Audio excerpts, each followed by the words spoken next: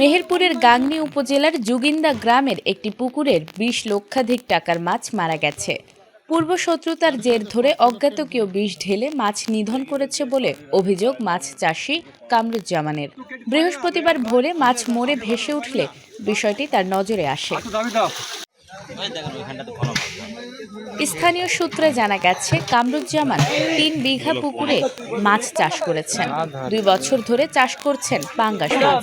এক একটি মাছ ৭ থেকে ১২ কেজি পর্যন্ত ওজন হয়েছে। কয়েকদিন পরে মাছ বিক্রি করতেন তিনি। সকালে স্থানীয়রা পুকুরে মাছ মরে ভেসে উঠতে দেখেন। পুকুর মালিক লোকজন নিয়ে মাছ তুলে বিক্রির চেষ্টা করেছেন। তবে বিষে আক্রান্ত নেই, বেশিরভাগ মাছে পচন ধরেছে। এতে তার ২০ লক্ষাধিক টাকার ক্ষয়ক্ষতি হয়েছে বলে জানান মাছ চাষি কামরুজ্জামান। দ্রুততম সময়ে বিষয়টির তদন্ত করে দোষীদের বিরুদ্ধে ব্যবস্থা নেওয়ার দাবি জানিয়েছেন স্থানীয়রা।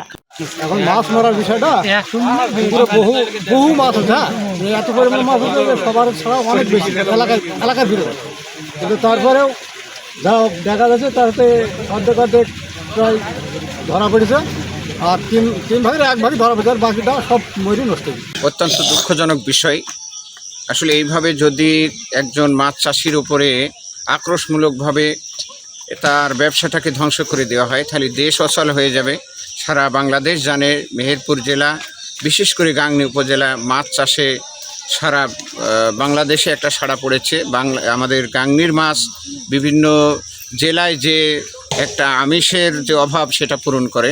গাংনী থানার পরিদর্শক আল মামুন জানান, ঘটনাস্থলে পুলিশ পাঠানো হয়েছে। বিষয়টি খতিয়ে দেখে পরবর্তী আইনানুগত ব্যবস্থা গ্রহণের প্রক্রিয়া চলছে। Desk report, ATN Bangla.